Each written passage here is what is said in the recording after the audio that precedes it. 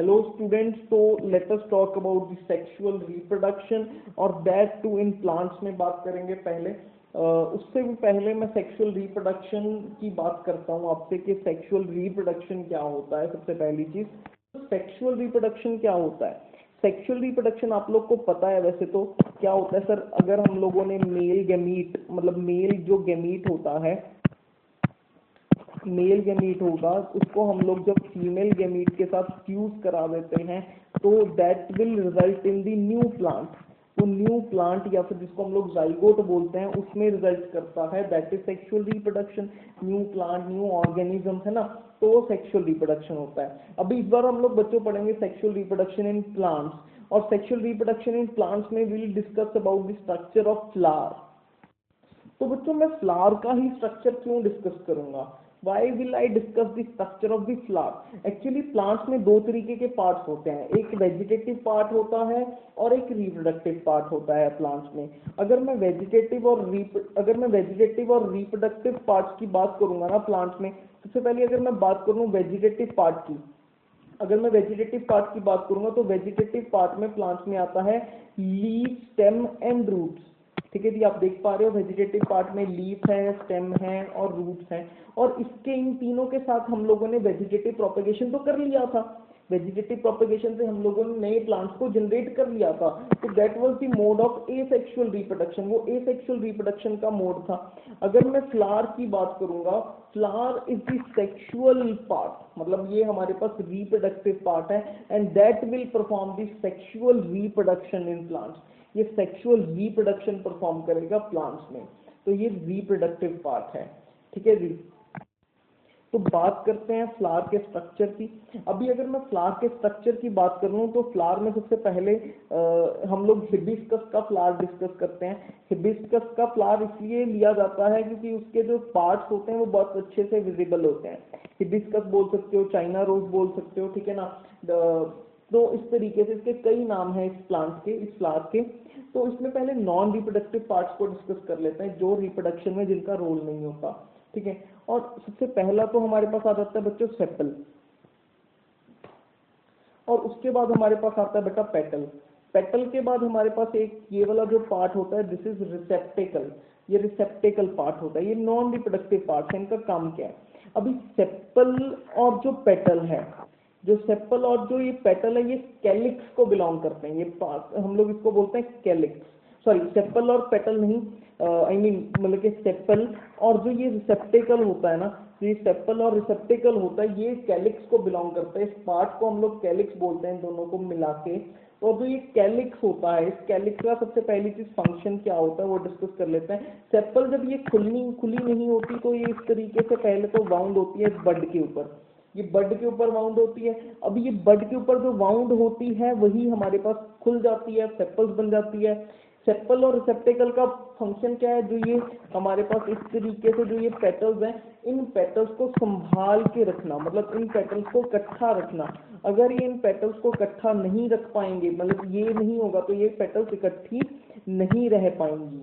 उसके अलावा अगर मैं पेटल की बात करूं, पेटल, अच्छा हाँ, दूसरी बात सेपल की, अगर दूसरे फंक्शन की बात करी जाए सेपल और रिसेप्टेकल के, इसका कलर ग्रीन है।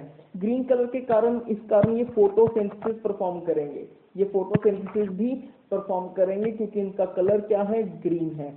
पेटल्स की बात करें, पेटल्स का कलर क्या होता है? डिफरेंट कलर्स का, red, yellow, green. Red yellow green नहीं होता, रेड येलो कुछ भी कलर की पेटल्स हो सकती हैं। तो ये पेटल्स क्या होती हैं? इंसेक्ट्स को अट्रैक्ट करती हैं। अट्रैक्ट क्यों करती हैं? क्योंकि इनमें नेक्टर होता है, वो नेक्टर लेने के लिए इनके पास अट्रैक्ट हो जाते हैं, और उस चीज का भी प्लांट को बहुत फायदा होता है। और वो फायदा क्या होता है वो मैं आप लोग को के साथ बाद में डिस्कस करूंगा।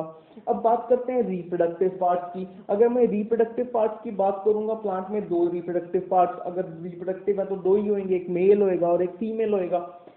अगर मैं मेल रिप्रोडक्टिव पार्ट की बात करूं तो मेल रिप्रोडक्टिव पार्ट होता है ये वाला, आप लोग देख रहे हो, this is the male reproductive part and this big one is female reproductive part. ये भी मेल है, ये भी मेल है, ये भी मेल है, ये भी मेल है, ये सभी मेल रिप्रोडक्टिव पार्ट्स हैं। और जो ये बीच वाला पार्ट है that is female reproductive part. इसको हम लोग कार्पल या फिर पिस्टिल बोलते हैं, और मेल रिप्रोडक्टिव पार्ट को हम लोग स्टेमन बोलते हैं। कार्पल के तीन पार्ट होते हैं, ये होता है स्टिग्मा, और जो ये बीच वाली डंडी है दिस इज स्टाइल, और जो ये स्वॉलन पार्ट है दैट इज ओवरी। और अगर मैं स्टेमेन की बात करूंगा, स्टेमेन में जो ये रॉड सी है, मतलब ये रॉड सी लाइक स्ट्रक्चर है, एक तार सी है, ये जो तार सी है इसके ऊपर एक एंथर लगा हुआ है, ठीक है। एंथर एक स्ट्रक्चर होता है जो कि एक स्टैक लाइक स्ट्रक्चर होता है जिसमें पोलन ग्रेन्स होते हैं, दैट इज एंथर। तो एंथर एक स्टिक पे लगा होता है जिसको हम लोग फिलामेंट बोल देते हैं। तो this is stigma, style, ovary और ये फिलामेंट। तो इसी के पार्ट्स के बारे में कुछ आगे डिटेल में डिस्कस करते हैं हम लोग। तो अगर मैं आगे चलूं तो स्टिग्मा, स्टाइल, ओवरी आप लोग देख रहे हो, this is stigma, style, ovary, जो कि ये फीमेल रिप्रोडक्टिव पार्ट है हमारे पास, ठीक है जी। तो ये सबसे ऊपर वाला पार्ट जो फ्लैटन है ये स्टिग्मा है, ठीक है जी। ये बीच वाला पार्ट ये अंदर से खाली होता है, ये स्टाइल है, और लास्ट में ये ओवरी आ रहा है। और ओवरी को क्रॉस सेक्शन से काट के दिखा रखा गया है। क्रॉस सेक्शन से अगर काटेंगे तो कुछ इस तरीके से विजिबल होएगी। अगर इसका आउटर पार्ट देखोगे ये ओवरी वॉल होती है, ये सारा बाहर वाला जो पार्ट होता है ना, this is green part, that is ovary wall, जो ओव्यूल्स को प्रोटेक्ट भी करती है। ओव्यूल्स क्या होते हैं, ये फर्दर जाके सीड्स में बनते हैं, फॉर्म होते हैं, सीड्स बन जाते हैं। फ्रूट का जो सीड होता है ना, बाद में ये सीड बनते हैं ओव्यूल्स। ओव्यूल को ही बेसिकली फर्टिल, ओव्यूल के अंदर ही फीमेल जर्म सेल होता है, और वो फीमेल जर्म सेल क्या होता है, मेल जर्म सेल उसको उसके साथ फ्यूज करता है, जिस प्रोसेस को हम लोग फर्टिलाइजेशन बोलते हैं। इसी प्रोसेस को हम लोग फर्टिलाइजेशन बोलते हैं, ठीक है जी। अब आगे बात करते हैं, आगे हमारे पास आ जाता है, अगर बात करें तो मेल रिप्रोडक्टिव पार्ट की अगर बात करें तो मेल रिप्रोडक्टिव पार्ट हमारे पास आएगा। तो ये आ गया male reproductive part. Male reproductive part की अगर बात करें, मेल रिप्रोडक्टिव पार्ट में क्या होएगा बच्चों, एंथर और फिलामेंट दो पार्ट्स थे। तो ये कुछ एंथर का भी मैंने क्रॉस सेक्शन दिखा रखा है यहाँ पे। तो एंथर नीचे वाला पार्ट, तो ये फिलामेंट आ गया, ये वाला जो पार्ट है ये तो फिलामेंट आ गया, ठीक है जी। और ये वाला पार्ट एंथर है। एंथर को क्रॉस सेक्शन कुछ इस टाइप से दिखा रखा गया है।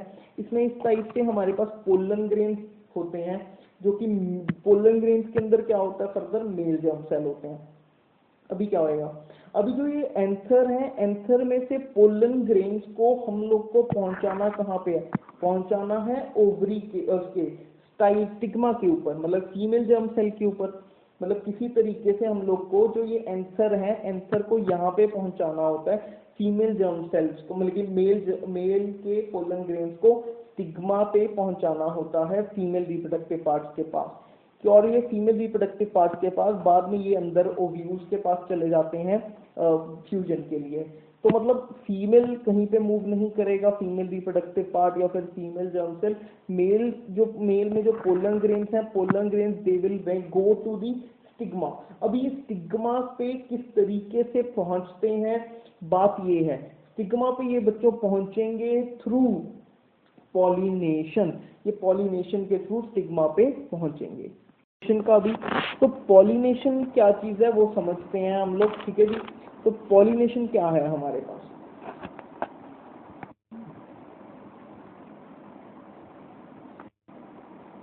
तो बच्चों अगर मैं पॉलिनेशन की बात करूं तो पॉलिनेशन दो टाइप्स की होती है। पहली चीज क्रॉस पॉलिनेशन होती है और एक सेल्फ पॉलिनेशन होती है। अगर क्रॉस पॉलिनेशन की बात करें तो मतलब कि एक फ्लावर के एंथर से जब दूसरे फ्लावर के स्टिग्मा पे जाएगा पोलन ग्रेन, तो उसको हम लोग बोलते हैं क्रॉस पॉलिनेशन। अगर अपने ही फ्लावर के एंथर से अपने ही फ्लावर के स्टिग्मा पे चले जाएगा उसको बोलेंगे सेल्फ पॉलिनेशन। क्रॉस पॉलिनेशन की अगर डेफिनेशन की बात करें, it is defined as the deposition of the pollen grain from a flower to the stigma of the another flower. The commonly the process is done by the insects and the winds. तो insects और winds के कारण ये process होता है। कैसे होता है, अभी अगर इंसेक्ट्स की बात करेंगे तो इंसेक्ट्स की बॉडी स्टिकी होती है, और इनफैक्ट स्टिकी होती है और पोलन ग्रेन्स भी स्टिकी होते हैं। तो भी इंसेक्ट फ्लावर पे बैठता है तो इसके साथ में पोलन ग्रेन्स चिपक जाते हैं। तो जब ये दूसरे फ्लावर के ऊपर बैठेगा तो ये पोलन ग्रेन्स उसके ऊपर स्टिग्मा के ऊपर भी चिपक जाएंगे, क्योंकि स्टिग्मा भी क्या होता है, स्टिकी इन नेचर होता है। तो इसी तरीके से पोलन ग्रेन्स ट्रांसफर हो जाते हैं एंथर से फिलामेंट पे। तो इस तरीके से एंथर से फिलामेंट पे पोलन ग्रेन्स ट्रांसफर होते हैं। अभी आगे क्या होता है, आगे हमारे पास क्या होगा, अगर एक बार स्टिग्मा पे तो आ गए पोलन ग्रेन्स, अभी पोलन ग्रेन्स आ गए स्टिग्मा पे। स्टिग्मा पे जब पोलन ग्रेन्स आएंगे तब हमारे पास होगी फर्टिलाइजेशन इन प्लांट्स। तो प्लांट्स में फर्टिलाइजेशन कैसे होगी, तो उसमें देखते हैं। अगर सबसे पहले जो पोलन ग्रेन्स हैं, पोलन ग्रेन्स बहुत सारे पोलन ग्रेन फॉल करेंगे प्लांट्स के ऊपर तो, स्टिग्मा के ऊपर तो, लेकिन हर पोलन ग्रेन अपना काम नहीं कर पाएगा, क्योंकि पोलन ग्रेन क्या करता है, जब पोलन ग्रेन आता है तो पोलन ग्रेन ओव्यूल तक पहुंचने के लिए, ओवरी या ओव्यूल तक पहुंचने के लिए पोलन ट्यूब बनाता है। लेकिन अगर एक पोलन ग्रेन पे सपोज इसमें पोलन ग्रेन ने बनाई तो इसकी सक्सेसफुल नहीं, आधे में रहेगी, एनर्जी खत्म हो गई। अब इसने क्या करा, इसने क्या बनाई, पोलन ट्यूब बनाई। तो जो इसकी पोलन ट्यूब है, इसकी पोलन ट्यूब हमारे पास नीचे तक पहुंच गई, इसकी पोलन ट्यूब हमारे पास नीचे तक पहुंच गई, मतलब ओव्यूल तक हमारे पास इसकी पोलन ट्यूब है वो पहुंच गई। इस तरीके से यहाँ से आते हुए ये पोलन ट्यूब यहाँ पे आके ओव्यूल तक पोलन ट्यूब पूरी पहुंच गई। जब ये ओव्यूल तक पोलन ट्यूब पहुंच जाती है ना हमारे पास, ओव्यूल तक पोलन ट्यूब पहुंचने के बाद इसमें से निकलता है मेल जर्म सेल, इसमें से निकलता है male germ cell, male germ cells निकलते हैं और इसका भी पेयर निकलता है। मेल जर्म सेल्स का जो पेयर है वो इस पोलन ट्यूब के रास्ते, मेल जर्म सेल्स का जो पेयर है वो इस पोलन ट्यूब के रास्ते वो ओव्यूल तक पहुंच जाता है बच्चों, वो ओव्यूल तक पहुंच जाता है, वो ऐसे एंटर करके ओव्यूल तक पहुंच गया। वंस वो ओव्यूल तक पहुंच गया तो ओव्यूल तक पहुंचने के बाद जो मेल जर्म सेल है वो मेल गैमीट उसने किसके साथ कंबाइन कर लेना है, फीमेल गैमीट के साथ, और कंबाइन करके they will form the zygote, वो जाइगोट की फॉर्मेशन कर देंगे बच्चों, वो जाइगोट बना देंगे। वंस जाइगोट बन गया तो उसके बाद क्या होगा, अगर जाइगोट बन गया तो मतलब फ्रूट बनेगा। तो जो ये पूरी ओवरी है, ये पूरी ovary it will develop into fruit, ये फ्रूट में चेंज हो जाएगी, ठीक है जी। और जो ये बीच वाला ओव्यूल है, ovule it will develop into seed, ये सीड में डेवलप हो जाएगा, ठीक है जी, जब फर्टिलाइजेशन हो गई तब, ठीक है। अभी ये this is the process of the fertilisation in plants. तो अगर मैं फर्टिलाइजेशन प्लांट्स की डेफिनेशन पे आ जाऊं तो डेफिनेशन क्या कहती है फर्टिलाइजेशन इन प्लांट्स की, तो fertilisation in the flowering plant happens through a process called pollination. Pollination occurs when the pollen grains from the another land on the stigma. The fertilization occurs when the one sperm cell fuses with the egg inside an ovule. After the fertilization occurs, each ovule develops into the seed and also ovary develops into the fruit। और जो sepals petals होते हैं हमारे पास वो सूख के झड़ जाते हैं, वो मतलब कि they dry and fall, वो sepals और petals ये they dry and fall off, वो सूख के झड़ जाते हैं। तो this is the process of the fertilisation in plants. उसके बाद हमारे पास एक प्रोसेस आता है डबल फर्टिलाइजेशन का प्रोसेस। अगर मैं डबल फर्टिलाइजेशन के प्रोसेस की बात करूंगा, व्हाट इज डबल फर्टिलाइजेशन, ध्यान से समझना, आप लोग को मैं बता रहा हूँ डबल फर्टिलाइजेशन क्या होता है। अभी अगर एक छोटी सी एक चीज देखो, मैं आपको एक सीड के बारे में डिस्कस करते हैं। सबसे पहली चीज एक सीड के बारे में, एक साइड पे एक सीड के बारे में डिस्कस करते हैं, एक साइड पे पहले, फिर मैं आपको सीड का डायग्राम बताऊंगा, पहले एक साइड पे सीड के बारे में डिस्कस करते हैं। अगर मैं इसके सीड के बारे में डिस्कस कर लूँ, एक सीड बना लेता हूँ, सपोज दिस इज सीड। अगर ये एक सीड है तो सीड में देखा जाए, आप सीड अपने घर के डब्बे में कितने दिन तक बंद रखते हो, उसके बाद भी अगर आप उसको ग्रो करना चाहो तो वो ग्रो कर जाता है। अगर उसके बाद भी आप उसको ग्रो करना चाहो तो वो ग्रो कर जाता है। तो अभी देखा जाए तो सीड क्यों ग्रो कर जाता है, क्योंकि सीड के अंदर एक लाइफ है, सीड के अंदर एक लाइफ है, वो लाइफ का नाम होता है एम्ब्रियो, उसको हम लोग बोलते हैं एम्ब्रियो, वो होता है एम्ब्रियो, ठीक है जी। उस सीड के अंदर एक लाइफ है, एक सीड है, सीड के अंदर एक लाइफ है, उस लाइफ का नाम है एम्ब्रियो। अभी ये एम्ब्रियो है, अभी एम्ब्रियो सर जिंदा कैसे रहता है इतने देर तक, एम्ब्रियो किस तरीके से जिंदा रहेगा, एम्ब्रियो क्यों जिंदा रहेगा, एम्ब्रियो इसलिए जिंदा रहेगा क्योंकि एम्ब्रियो को कुछ खाना पानी तो मिल नहीं रहा ना, खाना पानी बाहर से तो मिल नहीं रहा इस एम्ब्रियो को, तो एम्ब्रियो को जो खाना पानी मिलेगा वो इस सीड कोट से मिलेगा। ये पूरा सीड है तो इस सीड कोट है, जो इस सीड कोट से इस एम्ब्रियो को खाना पानी मिलेगा, इस एम्ब्रियो को खाना पानी मिलेगा। जो ये सीड कोट है ये कैसे डेवलप होता है, अभी अगर मैं एम्ब्रियो की बात करूं, जो ये एम्ब्रियो था, एम्ब्रियो किस तरीके से डेवलप हुआ, जाइगोट से पहले एम्ब्रियो बनता है। एम्ब्रियो तो बनेगा जब, कब बनेगा, जब मेल गैमीट है वो फीमेल गैमीट के साथ कंबाइन कर जाएगा, लेकिन जब हमारे पास सीड कोट की बात आएगी, सीड कोट कैसे बनेगा वो समझना। अभी मैंने तुम लोग को बोला था भाई पेयर में जर्म सेल आते हैं, मतलब पेयर में मेल जर्म सेल आते हैं। पोलन ट्यूब है, ये पोलन ट्यूब है जो अंदर में जा रही है, मैं इसमें हाईलाइट कर देता हूँ रेड से। ये पोलन ट्यूब है, पोलन ट्यूब से ये मेल जर्म सेल और फीमेल जर्म सेल मतलब कि मेल जर्म सेल्स जो दोनों हैं, ये दोनों मेल जर्म सेल्स अंदर जा रहे हैं। अभी इसमें से जो एक है वो एक फीमेल जर्म सेल के साथ कंबाइन करके क्या बना देगा, एक तो फीमेल जर्म सेल के साथ कंबाइन करके ये बन गया हमारे पास एम्ब्रियो, ये बन गया एम्ब्रियो। अभी क्या होता है, जो फीमेल जर्म सेल तो इसके साथ कंबाइन कर गया, ठीक है, एम्ब्रियो बन गया था। अभी जो दूसरा है, ये दो पोलर न्यूक्लियाई हैं और ये दो पोलर न्यूक्लियाई के साथ कंबाइन कर जाएगा ये तीसरे वाला, और तीसरे वाला पोलर न्यूक्लियाई के साथ कंबाइन करके क्या बनाएगा, एंडोस्पर्म बनाएगा। और यही जो रिस्पॉन्सिबल होता है सीड कोट के लिए रिस्पॉन्सिबल होता है, या मतलब आप यूं कह सकते हो रिस्पॉन्सिबल होता है फूड के लिए जो जाइगोट को मिलता है। ठीक है जी, आप फटाफट से इसकी डेफिनेशन एक बार ही देख लेते हैं। डेफिनेशन क्या बोलती है, double fertilisation is the chief trait of the flowering plants in the phenomena one female gamete unites with the two male gametes. One of the male gametes fertilizes the egg resulting in the formation of the zygote and the other unites with the two polar nuclei, the formation of endosperm जो मैंने आपको बताया। और double जो fertilisation है provide stimulus to the plant resulting the ovarian development to the fruits, जो कि मैंने आपको बताया development of ovules into the seeds when the haploid male gametes and the female gametes fuse the diploid state of the plant is restored. इसको हम लोग को इतना डिटेल में नहीं करना है वैसे, तो बस आप इतनी बात याद रखना कि वो जो दो पोलर न्यूक्लियाई के साथ मीट कर जाता है दूसरा वाला मेल जर्म सेल, तो अभी दो जगह पे फ्यूजन हो रही है, आप देख रहे हो दो जगह पे फ्यूजन हो रही है। तो दो जगह पे फ्यूजन होने के कारण, दो जगह पे फ्यूजन होने के कारण ही it is called as double fertilisation, इसी कारण इसको डबल फर्टिलाइजेशन का नाम दिया गया है। ठीक है जी, तो दिस इज डबल फर्टिलाइजेशन। उसके बाद आ जाता है सीड का स्ट्रक्चर। अगर मैं सीड के स्ट्रक्चर की बात करूं, ये एक डाइकोटिलेडन सीड है, जर्मिनेशन की बात करते हैं।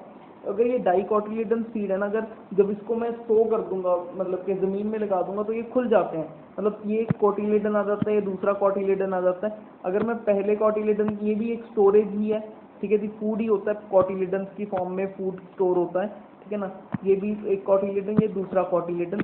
अभी इन कोटिलेडन्स के बीच में एक चीज होती है, आप जनरली ये मूंगफली के दाने में बहुत कॉमनली आपको दिखने में मिल जाती है इस तरीके से चीज। तो इसका जो नीचे वाला पार्ट होता है ये रेडिकल होता है, ऊपर वाला पार्ट होता है प्लीम्यूल होता है। प्लीम्यूल जो है बेसिकली ये शूट में डेवलप करता है, फ्यूचर शूट, ठीक है, याद रखना शूट। और जो हमारे पास रेडिकल है ये फ्यूचर में रूट में डेवलप करेगा, रूट बन जाएगी जो प्लीम्यूल होगा। किस तरीके से बनेगी वो देखते हैं जरा फटाफट से, कुछ इस तरीके से, मतलब अगर आप ध्यान से देखोगे तो अभी ये वाला जो पार्ट है ये रेडिकल का पार्ट है, और जो ये वाला पार्ट है ये हमारे पास प्लीम्यूल का पार्ट है। ये शूट बन गई है, प्लांट बन गया है, और जो ये है ये रूट बन गई है, और ये रेडिकल है। This is the process of the germination of the plants. तो इसी के साथ हमारे पास रिप्रोडक्शन इन प्लांट्स या फिर सेक्सुअल रिप्रोडक्शन इन प्लांट्स खत्म होता है।